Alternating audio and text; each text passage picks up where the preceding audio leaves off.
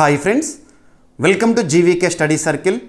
ఈ వీడియోలో ఫిబ్రవరి 10th 2026కి సంబంధించి వార్తలు నిలిచిన జాతీయ అంతర్జాతీయ రాష్ట్రీయ అంశాల గురించి, వార్తలు నిలిచిన వ్యక్తులు, అవార్డులు, పుస్తకాలు, మరి క్రీడా సంబంధిత సమాచారం ఒక్కొక్క అంశాన్ని వివరంగా తెలుసుకుందాం. అంతకంటే ముందుగా నిన్నటి డైలీ కరెంట్ అఫైర్స్ వీడియోలో అడిగిన ప్రశ్నకి వివరణతో కూడిన సమాధానాన్ని చూద్దాము. సో క్వశ్చన్ వచ్చేసి, ఇటీవల వార్తలు నిలిచిన అంతర్రాష్ట్ర నదీ జలాల వివాదము. ఆల్రెడీ మన డైలీ కరెంట్ అఫైర్స్ వీడియోలో లాస్ట్ 2 days బ్యాక్ డిస్కస్ చేసిన టాపిక్నే ప్రశ్నగా ఇచ్చాను. ప్రశ్నని మరొకసారి చూడండి. ఇటీవల పెన్నయార్ నది నీటి వివాదాన్ని పరిష్కరించేందుకు అంతర్రాష్ట్ర నదీ జల వివాదాల ట్రిబ్యునల్ను ఏర్పాటు చేయాలని సుప్రీంకోర్టు కేంద్ర ప్రభుత్వాన్ని ఆదేశించింది. ఈ నది ఏ రాష్ట్రాల మధ్య వివాదాస్పదంగా నిలిచింది? అంతర్రాష్ట్ర జలమండలి గురించి తెలిపే రాజ్యాంగ ప్రకరణ ఏది? సో ఆల్రెడీ మనం డిస్కస్ చేసాం ఇదంతా కూడా లాస్ట్ 2 days బ్యాక్. ఇక్కడ అబ్జర్వ్ చేయండి, పెన్నయార్ నది ఇటీవల రివర్ వాటర్ డిస్ప్యూట్ సంబంధిత అంశం అంతర్రాష్ట్ర నదీ జలాల వివాదంగా న్యూస్లో చూసాము. ఏ 2 రాష్ట్రాల మధ్య? కర్ణాటక, తమిళనాడు. సో ఈ నదీ జలాల వివాద పరిష్కారం కోసము సుప్రీంకోర్టు ఆదేశాలు జారీ చేసింది. ఒక నెలలో విదిన్ 1 monthలో వాటర్ ట్రిబ్యునల్ని ఏర్పాటు చేయమని చెప్పడం జరిగింది. వాటర్ ట్రిబ్యునల్ రాజ్యాంగంలోని ఏ ఆర్టికల్లో చూస్తాం వాటర్ ట్రిబ్యునల్స్ ఏర్పాటు గురించి అంటే 11వ భాగంలో part 11 of Indian constitution article 262. గుర్తుపెట్టుకోండి, ఆర్టికల్ 262 వాటర్ ట్రిబ్యునల్స్ గురించి చెప్తుంది. నదీ జల వివాదాల పరిష్కారం కోసం ట్రిబ్యునల్ ఏర్పాటు. ఓకేనా. ఇంకోటి ఏంటంటే 1956 yearలో ఒక చట్టం ఉంటుంది, అంతర్రాష్ట్ర నదీ జలాల వివాదాల పరిష్కార చట్టం 1956. ఇలాంటివి లింక్ చేసుకోండి. మరి పెన్నయార్ నది ఇటీవల రివర్ వాటర్ డిస్ప్యూట్ సంబంధిత అంశంతో వార్తల్లోకి వచ్చింది కదా, ఈ 2 రాష్ట్రాల మధ్య. ఓకేనా, సరిపోతుంది డైరెక్ట్ ఆన్సర్. ఓకేనా. సో ఆల్రెడీ మనం డిస్కస్ చేసాము. అండ్ ఈ కంటెక్స్ట్లో మీకు కొన్ని నదుల పేర్లను, ఆ నదులు ఏ రాష్ట్రాల మధ్య వివాదాస్పదంగా తరచూ వార్తల్లోకి వస్తాయో కూడా చెప్పడం జరిగింది. మరొకసారి చెప్తాను చూడండి. ఓకేనా. సో ఇక్కడ అబ్జర్వ్ చేస్తే కామన్గా రివర్ వాటర్ పైన ఎప్పుడు డిస్ప్యూట్స్ వస్తాయి రాష్ట్రాల మధ్య అంటే, ఏదైనా ఒక నది ఒక రాష్ట్రంలో జన్మించి లేదా ఒక ప్రాంతంలో జన్మించి అక్కడే ఎండ్ అయిపోయింది అనుకోండి, ఎటువంటి వివాదం ఉండదు. ఏ రాష్ట్రంలో అయితే ఈ నది జన్మిస్తుందో, ఏ రాష్ట్రంలో అయితే ఆ నది ఎండ్ అవుతుందో ఎటువంటి డిస్ప్యూట్ ఉండదు విదిన్ ద స్టేట్. కాబట్టి ఎప్పుడైతే ఒక నది ఒక ప్రాంతంలో జన్మించి 2 లేదా అంతకంటే ఎక్కువ రాష్ట్రాల గుండా ప్రయాణిస్తుందో, అప్పుడు ఏ రాష్ట్రాల్లో అయితే ఈ రివర్ ఫ్లో అవుతుందో ఆ రాష్ట్రాల మధ్య సమస్యలు సర్వసాధారణము. మరి అటువంటి సమస్యల పరిష్కారం కోసము ఇంటర్ స్టేట్ వాటర్ ట్రిబ్యునల్ ఏర్పాటు గురించి రాజ్యాంగంలో ఆర్టికల్ 262 తెలుపుతుంది. రాష్ట్రపతి గారు వేస్తారు. ఓకేనా. సో ఇక్కడ అబ్జర్వ్ చేస్తే భారతదేశంలో కొన్ని నదులు మరియు ఏ రాష్ట్రాల్లో ఆ నదులు వివాదాస్పదమవుతున్నాయో చూడండి. రావి అండ్ బియాస్, రావి బియాస్ పంజాబ్, హర్యానా, రాజస్థాన్ 3 రాష్ట్రాల్లో ఈ నదులు వివాదాస్పదము. నర్మదా నది మధ్యప్రదేశ్, గుజరాత్, మహారాష్ట్ర, రాజస్థాన్ ఈ రాష్ట్రాల్లో వివాదము. కృష్ణా నదీ జలాల వివాదము ఏ రాష్ట్రాల మధ్య అంటే మహారాష్ట్ర, ఆంధ్రప్రదేశ్, కర్ణాటక, తెలంగాణ. ఇక వంశధార ఆంధ్రప్రదేశ్, ఒడిశా. కావేరి కేరళ, కర్ణాటక, తమిళనాడు, పుదుచ్చేరి. గోదావరి నదీ జలాల వివాదం ఏ రాష్ట్రాల మధ్య? మహారాష్ట్ర, ఆంధ్రప్రదేశ్, కర్ణాటక, మధ్యప్రదేశ్, ఒడిశా. మహానది ఛత్తీస్గఢ్, ఒడిశా. మహదాయి గోవా, మహారాష్ట్ర, కర్ణాటక. పెరియార్ తమిళనాడు, కేరళ. పెన్నయార్ రివర్ కర్ణాటక, తమిళనాడు. ఎనఫ్. ఓకేనా. సో తమిళనాడు, కర్ణాటక 2 రాష్ట్రాల మధ్య ఉన్న పెన్నయార్ నది నీటి వివాదాన్ని పరిష్కరించేందుకు ఒక నెలలోపు అంతర్రాష్ట్ర నదీ జల వివాదాల ట్రిబ్యునల్ని ఏర్పాటు చేయాలని సుప్రీంకోర్టు కేంద్ర ప్రభుత్వాన్ని ఆదేశించింది. Article 262 enough. ఓకేనా. ఇక రాష్ట్రాల మధ్య తలెత్తే సమస్యలను పరిష్కరించేది సుప్రీంకోర్టు. అందుకే సుప్రీంకోర్టుని మనం ఫెడరల్ కోర్టు అంటాము, సమాఖ్య న్యాయస్థానం అంటాం. గుర్తుపెట్టుకోండి, ఒరిజినల్ పవర్స్ అని చెప్తాము. సుప్రీంకోర్టుకి సంబంధించిన వాస్తవాధికారాల్లో భాగంగా రాష్ట్రాల మధ్య వివాదాలను పరిష్కరిస్తుంది, రాష్ట్రాలు కేంద్ర ప్రభుత్వం మధ్య వివాదాలను పరిష్కరిస్తుంది. గుర్తుంచుకోండి. ఓకేనా. ఇక్కడ అబ్జర్వ్ చేస్తే భారత రాజ్యాంగంలోని ఆర్టికల్ 131 ప్రకారము సుప్రీంకోర్టు ఫెడరల్ కోర్టుగా విధులు నిర్వర్తిస్తుంది. ఓకేనా. తమిళనాడు దాఖలు చేసిన కేసుపై ఈ ఆదేశాలు జారీ కాగా అంతర్రాష్ట్ర నదీ జల వివాదాల చట్టం 1956ని కోర్టు ప్రస్తావించింది. ఎనఫ్, సరిపోతుంది. ఓకేనా, రైట్. సో అంతర్రాష్ట్ర నదీ జల వివాదాల పరిష్కార చట్టం 1956 రాష్ట్రాల మధ్య నీటి వివాదాల పరిష్కారానికి ట్రిబ్యునల్ల ఏర్పాటుకు చట్టబద్ధ ఆధారము. గోదావరి ట్రిబ్యునల్, కృష్ణా ట్రిబ్యునల్ ఇలా చూస్తాం కదా. ఓకేనా, ఆర్టికల్స్ గుర్తుంచుకోండి.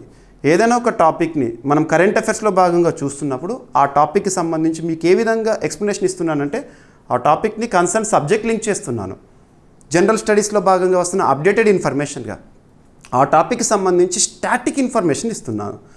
ఈ విధమైన ప్రిపరేషన్ని కనుక మనం కొనసాగించామనుకోండి, ఏ పోటీ పరీక్ష అయినా, ఏ స్థాయి పోటీ పరీక్ష అయినా కరెంట్ అఫైర్స్ కోణంలో 100% సాధించడంతో పాటు జనరల్ స్టడీస్లో కూడా మ్యాక్సిమం స్కోర్ చేయగలుగుతాము. ఇది ఫ్యాక్ట్, రైట్, సరిపోతుంది. ఇక ఏదైనా ఒక రాష్ట్రం గురించి మనం చూస్తున్నప్పుడు ఆ రాష్ట్రానికి సంబంధించిన బేసిక్ పాయింట్స్ ఇస్తున్నాను. సో కర్ణాటక, తమిళనాడు 2 రాష్ట్రాల వార్తల్లోనే కదా ఒక టాపిక్లో భాగంగా ఇప్పుడు మనం చూసాము పెన్నయార్ నది వివాదం అనేది. సో కర్ణాటక రాష్ట్రంలో కాంగ్రెస్ అధికారంలో ఉంది, ముఖ్యమంత్రిగా సిద్ధరామయ్య గారు ఉన్నారు, అక్కడ గవర్నర్గా తావర్చంద్ గెహ్లాట్ గారు విధులు నిర్వర్తిస్తున్నారు.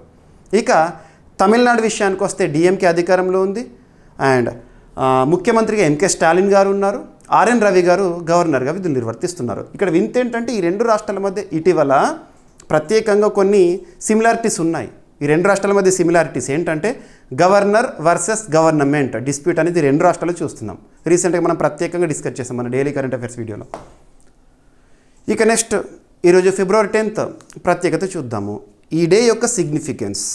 ఏదైనా ఒక డేని లేదా ఒక వీక్ని అంతర్జాతీయ స్థాయిలో లేదా జాతీయ స్థాయిలో ప్రత్యేకంగా నిర్వహించుంటున్నామంటే అర్థం ఏంటి? ఒక పర్టికులర్ ఇష్యూ టాపిక్ పైన ప్రపంచవ్యాప్తంగా, ఇంటర్నేషనల్ డే అయితే ప్రపంచవ్యాప్తంగా, నేషనల్ లెవెల్లో అయితేనేమో జాతీయ స్థాయిలో అవగాహన కల్పించడానికి. ఇది ఒక ఇంటర్నేషనల్ డే, అంతర్జాతీయ ప్రాముఖ్యతను దినోత్సవం ఈరోజు ఫిబ్రవరి 10th. అదేంటంటే వరల్డ్ పల్సెస్ డే. పల్సెస్ పప్పుల దినోత్సవం, ప్రపంచ పప్పుల దినోత్సవం. సింపుల్గా చెప్పాలంటే పూర్ మ్యాన్స్ ప్రోటీన్ అంటాం పప్పులని, పూర్ మ్యాన్స్ ప్రోటీన్. కామన్గా మాంసకృత్తులు, మాంసాల్లో ఉంటాయి ప్రోటీన్స్ ఎక్కువగా, కానీ పప్పుల్లో ప్రోటీన్స్ మనం చూస్తాము, కందిపప్పులో కానివ్వండి ఇలా. అలా పూర్ మ్యాన్స్ ప్రోటీన్ అని దేన్ని పిలుస్తామంటే పప్పులని పిలుస్తాము. మరి అలాంటి పప్పుల యొక్క లేదా పల్సెస్ యొక్క సిగ్నిఫికెన్స్, ప్రాముఖ్యత గురించి ప్రతి ఒక్కరికి అవగాహన కల్పించాలి అని ఉద్దేశంలో భాగంగా ఈ రోజుకి ఒక ఇంపార్టెన్స్ అనేది ఉంది. డేస్ అండ్ థీమ్స్లో భాగంగా ఒక డేని మనం చూస్తున్నప్పుడు దానికి సంబంధించిన థీమ్ని ఏ లాంగ్వేజ్లో ఉంటే అదే లాంగ్వేజ్లో గుర్తుపెట్టుకోవాలి. ఎట్టి పరిస్థితుల్లోనూ ట్రాన్స్లేట్ చేయకండి. ట్రాన్స్లేషన్ ఎర్రర్స్ కారణంగా తెలుగు మీడియం అభ్యర్థులకు ఎక్కువగా నష్టం జరుగుతుంది. ఓకేనా? సో ఇక్కడ అబ్జర్వ్ చేస్తే వరల్డ్ పల్సెస్ డే, ఏ ఇయర్లో వరల్డ్ పల్సెస్ డేని ఫిబ్రవరి 10th అని డిసైడ్ చేశారంటే 2018 నుండి మనం చూస్తున్నాము. ఐక్యరాజ్య సమితి సంబంధించే ఐక్యరాజ్య సమితి 2016 సంవత్సరాన్ని ఇంటర్నేషనల్ ఇయర్ ఆఫ్ పల్సెస్గా కూడా గుర్తించింది. ఇటువంటి చూడండి, ఇవి జీకేలో ఇంపార్టెంట్. ఓకేనా? మరి ఈరోజు 2026 ఫిబ్రవరి 10th world pulses day theme ఏంటి అంటే pulses of the world from modesty to excellence theme. Direct గుర్తుంచుకోవాలి, ట్రాన్స్లేషన్ చేయకండి, రైట్? సో ప్రపంచ పప్పుధాన్యాల దినోత్సవం లేదా పప్పుల దినోత్సవం ప్రతి సంవత్సరం ఫిబ్రవరి 10th నిర్వహిస్తారు. ఈ సంవత్సరం థీమ్ ఏంటి?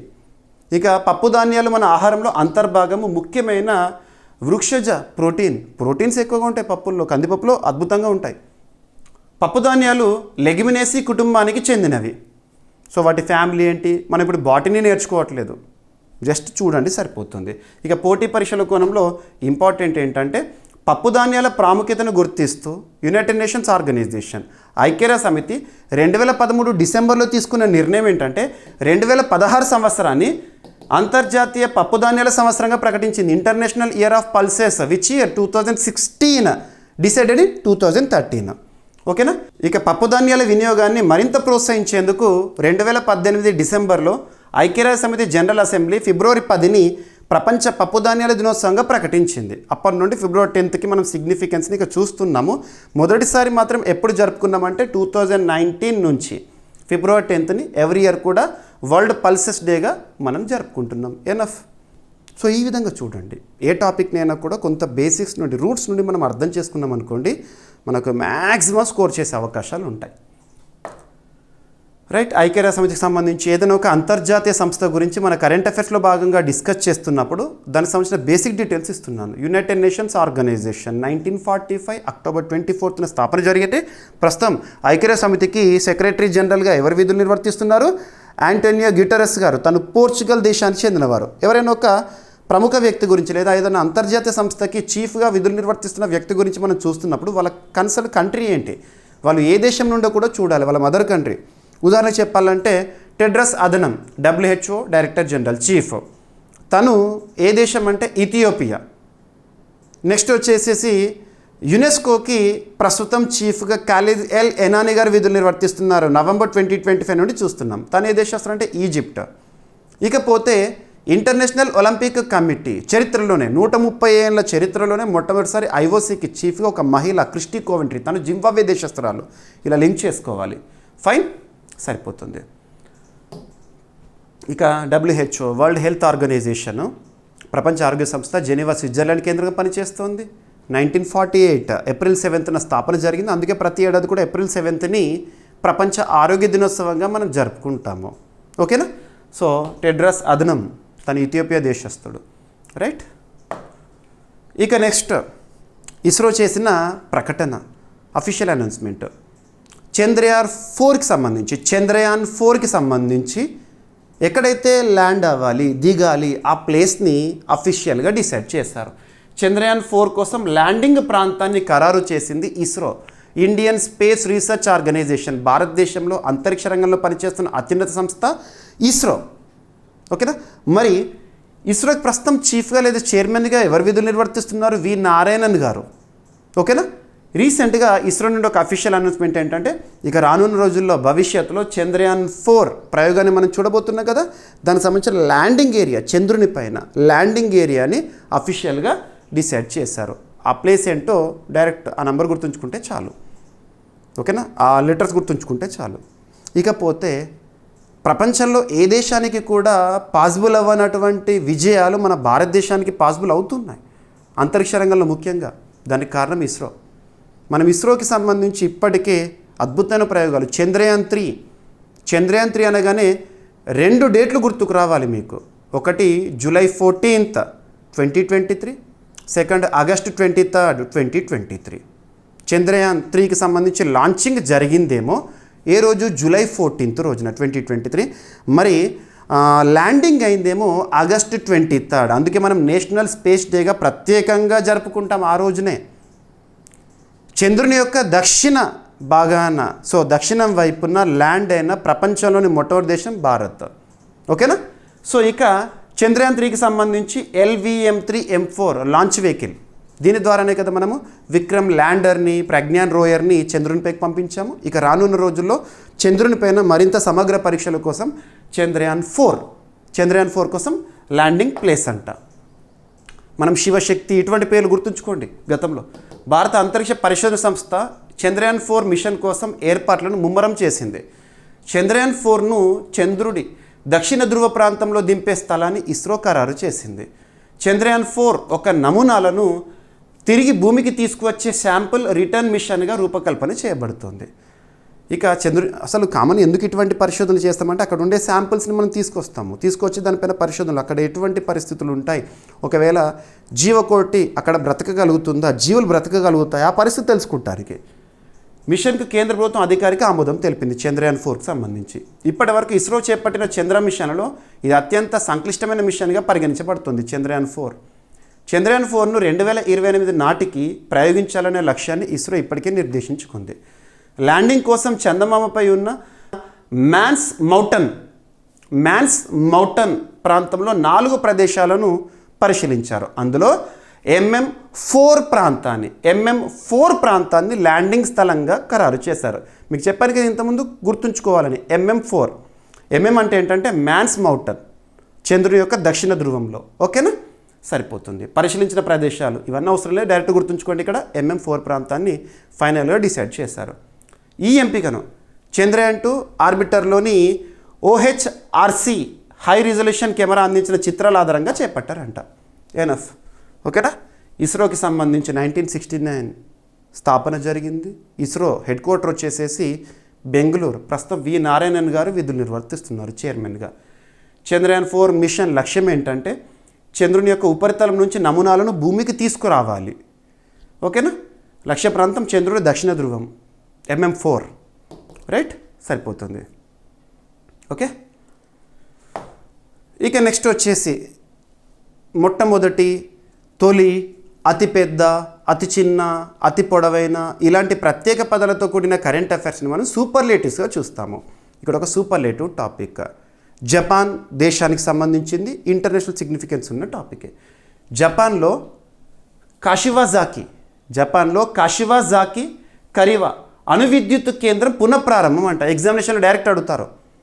జపాన్లో ఉన్న దీనిపైన ఇటీవల వార్తల్లోకి వచ్చిన ఒక అణు విద్యుత్ కేంద్రం అదేంటంటే కాషివాజాకి కరివా అణు విద్యుత్ కేంద్రం ఏ దేశంలో ఉంది? జపాన్. వాళ్ళకు ప్రస్తుతం ఉన్న విద్యుత్ అవసరాలు కానివ్వండి, నీడ్, ఈ పరిస్థితిలో మరొకసారి పునఃప్రారంభిస్తున్నామని చెప్పారు, పునఃప్రారంభించారు. జపాన్ దేశంలో జరిగిన ఎన్నికల గురించి మనం నిన్నటి డైలీ కరెంట్ అఫైర్స్ వీడియోలో డిస్కస్ చేశాం. జపాన్ దేశానికి మరొకసారి ప్రధానిగా ఎవరు? సనాయి టకైచి. జపాన్ దేశ చరిత్రలోని మొట్టమొదటి మహిళా ప్రధాని కంటిన్యూ అవుతున్నారు. స్నాపోల్ సెరమనీ రీసెంట్గా. ఓకేనా? సో జపాన్ ఆసియా ఖండంలోని ఒక దేశము. సో ప్రపంచంలోనే అతిపెద్ద అణు విద్యుత్ కేంద్రంగా గుర్తింపు పొందిన కాషివాజాకి కరివా అణు విద్యుత్ కేంద్రాన్ని జపాన్ పునఃప్రారంభించింది. ఈ కేంద్రం జపాన్ దేశంలో ఉండగా దీనిని టోక్యో ఎలక్ట్రిక్ పవర్ కంపెనీ నిర్వహిస్తుందంట. సావల్కోట్ ప్రాజెక్ట్ మరొకసారి న్యూస్లో ఉంది. మరొకసారి అంటున్నాం, 2025లో కూడా మనం చూసాము. కొంత బేసిక్స్ చూద్దాము ఈ ప్రాజెక్ట్ గురించి. మరి ఏ సంస్థ ఈ ప్రాజెక్ట్ని నిర్మిస్తోంది, ఏ నది పైన నిర్మిస్తోంది, అవన్నీ కూడా చూసే కంటుకుందు కొన్ని బేసిక్స్. ఇండస్ వాటర్ ట్రీటీ అంటాం. సింధు నదీ జలాల ఒప్పందం చరిత్రలో ఇంపార్టెంట్ మనకి. సింధు నదీ జలాల ఒప్పందం, ఇండస్ వాటర్ ట్రీటీ. ఎన్ని దేశాల మధ్య జరిగింది ఈ ఒప్పందం అంటే 2 దేశాల మధ్య. 2 దేశాలు. మరి ఆ 2 దేశాలు ఏమంటే భారత్ పాకిస్తాన్. 2 దేశాల మధ్య. ఎవరి మధ్యవర్తిత్వంతో జరిగింది అంటే ప్రపంచ బ్యాంక్, వరల్డ్ బ్యాంక్. సో ప్రపంచ బ్యాంక్ లేదా వరల్డ్ బ్యాంక్ మధ్యవర్తిత్వంతో ఈ ఒప్పందం అనేది జరిగింది. ఇండస్ వాటర్ ట్రీటీ ఎప్పుడు జరిగింది? ఇటువంటి చూడాలి. 1960 సంవత్సరము సెప్టెంబర్ 19 రోజున జరిగింది. సింధు నదీ జలాల ఒప్పందం 2 దేశాల మధ్య ప్రపంచ బ్యాంక్ మధ్యవర్తిత్వంతో.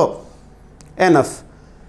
మరి ఈ ఒప్పందం ప్రకారము సింధు నదీ జలాల విషయంలో పంపకాలు ఎలా ఉంటాయి అంటే 3 నదులు గుర్తుంచుకోండి. అదేంటంటే బియాస్, సట్లెజ్, రవి. ఈ 3 నదులపైన భారత్కి, అంటే ఈ 3 నదీ జలాలపైన భారత్కి సంపూర్ణ అధికారం, ఏ ప్రాజెక్ట్ని అయినా నిర్మించుకోవచ్చు. ఇకపోతే చినాబ్, జీలం, సింధు ఈ 3 నదులపైన ఇవేంటంటే వెస్టర్న్ రివర్స్ అంటాము. వెస్టర్న్ రివర్స్ పైన భారత్కి పరిమిత అధికారాలు మాత్రమే ఉండేవి ఈ నదీ జలాల ఒప్పందం ప్రకారము. సంపూర్ణ అధికారం వేటిపైన ఉండేది? బియాస్, సట్లెజ్, రావి. సంపూర్ణ అధికారం దానిపైన ఏమైనా మనం చేసుకోవచ్చు, ఆ వాటర్ని కానివ్వండి, ప్రాజెక్ట్ కానివ్వండి.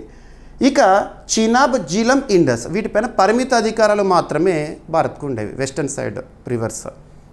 కానీ సింధు నదీ జలాల ఒప్పందం నుండి భారత్ వైదొలిగింది. ఎప్పుడు వైదొలిగింది? మనం లాస్ట్ ఇయర్ చూసాం. ఏప్రిల్ 22 పహల్గామ్ ఉగ్ర ఘటన భారతదేశ చరిత్రలో ఒక dark spot, black day. April 22, 2025 Jammu కాశ్మీర్లోని అనంతనాగ్ జిల్లాలో పహల్గామ్, అక్కడున్న ఒక బైసరన్ వ్యాలీ, దాన్ని మనం మినీ స్విట్జర్లాండ్ అంటాం. అక్కడ పర్యాటకుల పైన ఉగ్రవాదులు కాల్పులు జరిపారు, ప్రాణాలు కోల్పోయారు పర్యాటకులు. ఆ కాల్పులు జరిపింది ఎవరు? పాకిస్తాన్ ప్రేరేపిత తీవ్రవాదులు పాకిస్తాన్ నుండి వచ్చారు. మరి దీనికి ప్రతిఘటనగా మనం తీసుకున్న నిర్ణయాల్లో ఆపరేషన్ సింధూర్ మే 7, 2025 మే 7, 2025 డేట్స్ గుర్తుంచుకోండి. ఆపరేషన్ సింధూర్లో భాగంగా మనం ప్రెసిషన్ స్ట్రైకింగ్ చేశాము. పాకిస్తాన్ భూభాగంలోకి అడుగు పెట్టలే మనము, మన భూభాగం నుండే స్ట్రైక్ చేశాము. ఎలా? బ్రాహ్మోస్ మిసైల్స్తో, ఇలాంటి టెక్నాలజీతో. పాక్ ఆక్యుపైడ్ కాశ్మీర్ మరియు పాకిస్తాన్లోని ఉగ్రవాద శిబిరాలు కానివ్వండి, ఉగ్రవాద స్థావరాలు కానివ్వండి, వాటిని పేల్చి పారేసాము. అప్పుడు తీసుకున్న నిర్ణయాలు ఇంకొకటి ఏంటంటే సింధు నదీ జలాల ఒప్పందం నుండి మేము బయటకు వస్తున్నాం, వైదొలుగుతున్నాం అని చెప్పేసేసి. ప్రపంచ బ్యాంక్ కూడా మేము అప్పుడు మధ్యవర్తులుగా ఉండేము, ఇప్పుడు భారత్ ఎందుకు వైదొలుగుతోందని మేము అడగమని చెప్పేసి ప్రపంచ బ్యాంక్ కూడా సైలెంట్ అయిపోయింది. అంటే ఒక రకంగా మనకు సపోర్టే. సో ఆ విషయంలో పాకిస్తాన్ చేసిన వ్యాఖ్యలు కానివ్వండి అవన్నీ మనం రెగ్యులర్గా చూస్తూ వచ్చినాం. ఇప్పుడు ఏంటంటే ఈ చినాబ్ రివర్ ఉంది కదా, చినాబ్ రివర్ పైన సింధు నదీ జలాల ఒప్పందం అనేది యాక్టివ్గా ఉన్నప్పుడు భారత్కి పరిమిత అధికారాలు ఉండేవి ఈ ఒప్పందం ప్రకారము, పరిమిత అధికారాలు. కానీ ఆ ఒప్పందం మనం వైదొలినాం కాబట్టి ఆ రివర్ పైన మనం ఏమైనా చేసుకోవచ్చు, పాకిస్తాన్కి ఎలాంటి నోటీస్ ఇవ్వాల్సిన అవసరం లేదు. సో చీనాబ్ నది పైన సావల్కోట ప్రాజెక్ట్ మరొకసారి తెరపైకి వచ్చింది. ఇలా చూడాలి, మ్యాప్ పాయింటింగ్ అనేది ఇంపార్టెంట్. ఏదైనా ఒక టాపిక్ని మనం చూస్తున్నప్పుడు మ్యాప్ పాయింటింగ్ అనేది ఖచ్చితంగా నేర్చుకోవాల్సిందే. ఓకేనా? ఇక్కడ చూడండి, చీనాబ్ నదిపై సావల్కోట్ మెగా హైడ్రో ప్రాజెక్ట్కి భారత్ శ్రీకారం స్టార్ట్ అన్నట్టు. ఒకవేళ సింధు నదీ జలాల ఒప్పందం యాక్టివ్గా ఉండి ఉంటే, ఈ రెండు దేశాల మధ్య ఒప్పందం అనేది కొనసాగి ఉండి ఉంటే, ఈ చీనాబ్ నది పైన మనం ఎలాంటి యాక్టివిటీ చేయాలన్నా కూడా పాకిస్తాన్కి ముందస్తు నోటీస్ ఇవ్వాలి. కానీ ఇప్పుడు ఇవ్వాల్సిన అవసరం లేదు, ఎందుకంటే ఒప్పందమే లేదు కాబట్టి. ఓకేనా? సో చూడండి, సో పాకిస్తాన్తో సింధు నదీ జలాల ఒప్పందం నుంచి భారత్ నిష్క్రమించిన అనంతరం చీనాబ్ నదిపై సావల్కోట్ మెగా జల విద్యుత్ ప్రాజెక్ట్ నిర్మాణ ప్రక్రియ ప్రారంభించింది భారత్. ఈ నిర్ణయం పహల్గామ్ ఉగ్రదాడి నేపథ్యంలో తీసుకున్నారు లాస్ట్ ఇయరే. సింధు నదీ జలాల ఒప్పందం 1960 సెప్టెంబర్ 19 డేట్ గుర్తుంచుకోండి. భారత్ పాక్ మధ్య నదీ జలాల వినియోగాన్ని నియంత్రించేది. ఈ ఒప్పందం ప్రకారం రావి, బియాస్, సట్లెస్ నదులు భారత్కి, సింధు, జీలం, చినాబ్ ఈ నదులు పాకిస్తాన్కి కేటాయించబడ్డాయి. మరి పశ్చిమ నదులపైన అంటే ఏ నదులపైన? సింధు, జీలం, చినాబ్ ఈ నదులపైన భారత్కి పరిమిత హక్కులే ఉండేవి. ఈ కారణంగా చినాబ్ నదిపై జల విద్యుత్ ప్రాజెక్టు నిర్మాణము అడ్డంకులకు గురైంది. కాబట్టి ఇప్పుడు అడ్డంకుల అవసరం లేదు, అసలు ఒప్పందమే లేదు కదా. జమ్మూ కాశ్మీర్ రాంబన్ జిల్లాలోని సావల్కోట్ ప్రాజెక్ట్ గతంలో పాక్ అభ్యంతరాల వల్ల నిలిచిపోయింది. పాక్ ఇట్లా అభ్యంతరం చెప్తుంది, ఒప్పందమే లేదు, అసలు మీరెవరు మాట్లాడింది కానీ అడగచ్చు. ఒప్పందం లేకపోవడంతో ఇప్పుడు భారత్ ప్రాజెక్టును స్వేచ్ఛగా ముందుకు తీసుకెళ్లగలుగుతోంది. ఈ ప్రాజెక్టును national hydro electric power corporation చేపడుతోంది. ఇక నెక్స్ట్ వచ్చేసేసి రాష్ట్రీయ అంశాలు. అభ్యర్థులు ప్రతిరోజు కూడా మన డైలీ కరెంట్ అఫైర్స్ వీడియోని చూడండి. ప్రతిరోజు మీకు విదిన్ టైంలోనే ఇచ్చేస్తున్నాను. ఈవినింగ్ 7 అంటే 7 లోపే ఇచ్చేస్తున్నాను, ఒక్కరోజు కూడా మిస్ అవ్వకుండా. ప్రతిరోజు మీరు చూస్తే స్టేట్ రిలేటెడ్ కాంటెంపరీ టాపిక్స్ కూడా మీకు కవర్ అయిపోతాయి. రీజనల్ కరెంట్ అఫైర్స్ అంటాము. మన 2 తెలుగు రాష్ట్రాలు ఏపీ, తెలంగాణ అభ్యర్థులను దృష్టిలో ఉంచుకొని ఎక్స్క్లూజివ్గా నేను చెప్తున్నాను. సో ఈరోజు ఏపీకి సంబంధించి 2 టాపిక్స్ ఉన్నాయి. అవేంటో ఒకసారి చూద్దాము. స్థూల ఉత్పత్తి తలసరి ఆదాయంలో విశాఖ టాప్ అంట. మనకు కామన్గా ఒక డెఫినేషన్ మీకు తరచు చెప్తూ ఉంటాను, జీడిపి గ్రాస్ డొమెస్టిక్ ప్రోడక్ట్ అని చెప్పేసి, స్థూల దేశీయోత్పత్తి. It is the final value of all the goods and services that are produced within the boundaries of the particular country for the given financial year. ఒక ఆర్థిక సంవత్సర కాలంలో ఒక దేశ సరిహద్దు లోపల ఉత్పత్తి అయ్యే అంతిమ వస్తు సేవల విలువనే జీడిపిగా మనం చూస్తాము. తెలుగులో స్థూల దేశీయోత్పత్తి అంటాము. మరి ఇక్కడ అబ్జర్వ్ చేస్తే డిస్టిక్ని ఆధారంగా తీసుకొని అనుకోండి. దేశం స్థానంలో అయితే జీడిపి, రాష్ట్రం అయితే గ్రాస్ స్టేట్ డొమెస్టిక్ ప్రోడక్ట్ అంటాం. అదే డిస్టిక్ అయితే గ్రాస్ డొమెస్టిక్ డిస్టిక్ ప్రోడక్ట్ లేదా gross district domestic product. Gross district domestic product అంటాం. అంటే ఒక జిల్లాకు సంబంధించి ఒక ఆర్థిక సంవత్సరంలో ఉత్పత్తి అయ్యే అంతిమ వస్తు సేవల విలువ జీడిడిపి. మరి ఏపీకి సంబంధించి జీడిడిపి అనేది న్యూస్లో ఉంది, విశాఖ టాప్ ఉందంట, గుర్తుంచుకోండి. డైరెక్ట్గా అడగొచ్చు ఎగ్జామినేషన్ పాయింట్ ఆఫ్ వ్యూలో. ఇక్కడ చూడండి, జిల్లాల వారీగా స్థూల ఉత్పత్తి గ్రాస్ డిస్టిక్ డొమెస్టిక్ ప్రోడక్ట్ మరియు తలసరి ఆదాయం పరంగా పర్ క్యాపిటల్ ఇన్కమ్ విశాఖపట్నం జిల్లా రాష్ట్రంలో మొదటి స్థానంలో ఉందంట. అధికారిక గణాంకాలు ఇవి. ఎన్టీఆర్ జిల్లా స్థూల ఉత్పత్తిలో 2వ స్థానము, తలసరి ఆదాయంలో 3వ స్థానం సాధించిందంట. రీసెంట్గా రాష్ట్ర సచివాలయంలో నిర్వహించిన సమావేశంలో ప్రభుత్వం జిల్లా వారి గణాంకాలు విడుదల చేసింది. రాష్ట్ర ప్రభుత్వం ప్రస్తుతం ఆంధ్రప్రదేశ్లో ఎవరు అధికారంలో? ఎన్డీఏ కూటమి అధికారంలో ఉంది. లార్జెస్ట్ పార్టీ టీడీపీ, ముఖ్యమంత్రిగా చంద్రబాబు నాయుడు గారు ఉన్నారు. సో ప్రభుత్వం విడుదల చేసిన గణాంకాలు. ఓకేనా? ఇక్కడ ఒక్కసారి చూడండి. సో 2025-26 ఆర్థిక సంవత్సరానికి గాను, ఆర్థిక సంవత్సరం అంటే ఏప్రిల్ 1 నుండి మార్చ్ 31. మరి మార్చ్ 31 ముగియాలి కదా. సో ఇప్పటివరకు అందుబాటులో ఉన్న గణాంకాలు రిలీజ్ చేశారు. సో స్థూల ఉత్పత్తి విషయంలో ఏ జిల్లా టాప్లో ఉందంటే ఆంధ్రప్రదేశ్లో అంటే విశాఖపట్నం టాప్లో ఉందంట, ఫస్ట్ పొజిషన్. మరి ఎన్ని కోట్ల జీడిడిపి అంటే 1,60,771 కోట్ల రూపాయలు. సెకండ్ పొజిషన్లో ఎన్టీఆర్ ఉంది, థర్డ్ పొజిషన్లో కృష్ణా ఉంది, నెక్స్ట్ తిరుపతి, ఏలూరు, ఎన్ఎఫ్. ఇక తలసరి ఆదాయం విషయానికి వస్తే, పర్ క్యాపిటల్ ఇన్కమ్ విషయానికి వస్తే విశాఖపట్నం టాప్లో ఉంది. తలసరి ఆదాయం ఎంతనట అంటే 6,58,091, ఓకేనా, రూపాయలు. ఇక కృష్ణా సెకండ్ పొజిషన్లో ఉంది, ఎన్టీఆర్ నెక్స్ట్, ఏలూరు, తిరుపతి. ఇవి గుర్తుంచుకోండి, ఓకేనా. ఇక 2025-26 ఆర్థిక సంవత్సరానికి సంబంధించిన ముందస్తు అంచనాలు ఇవి, అడ్వాన్స్ ఎస్టిమేట్స్. రాష్ట్ర తలసరి ఆదాయం వచ్చేసేసి, సో స్టేట్ మొత్తం తీసుకున్నాం అనుకోండి, ఆంధ్రప్రదేశ్ స్టేట్ మొత్తం తీసుకుంటే తలసరి ఆదాయము 2,94,507 రూపాయలుగా అంచనా వేశారంట ప్రభుత్వము. మొత్తం జిల్లాల్లో కేవలం 9 జిల్లాలు మాత్రమే రాష్ట్ర సగటు తలసరి ఆదాయం కంటే ఎక్కువగా ఉన్నట్లు నివేదిక చెప్తోంది. సో ఇవి గుర్తుపెట్టుకోండి, ఎగ్జామినేషన్లో అడుగుతారు, ఖచ్చితంగా అడుగుతారు. ఈ స్లైడ్ మీకు ఎలాగో మళ్ళీ నేను పీడిఎఫ్ ఇస్తాను, you can download it. Telugu medium అభ్యర్థులకు తెలుగులో ఇస్తాను, ఇంగ్లీష్ మీడియం అభ్యర్థులకు ఇంగ్లీష్లో ఇస్తాను. ఎక్స్ప్లెనేషన్ విన్నాక చూడండి. ఇక గ్రాస్ డిస్ట్రిక్ట్ డొమెస్టిక్ ప్రోడక్ట్ అంటే ఏంటి, ఇవన్నీ కూడా మీకు బేసిక్ డీటెయిల్స్ అవన్నీ, ఓకేనా, అవన్నీ చెప్పాను. ఈ ర్యాంకింగ్స్ గుర్తుపెట్టుకోండి, ఎగ్జామినేషన్ అడుగుతారు, రాష్ట్ర స్థాయి పోటీ పరీక్షలో ఖచ్చితంగా ఇంపార్టెంట్ అవి.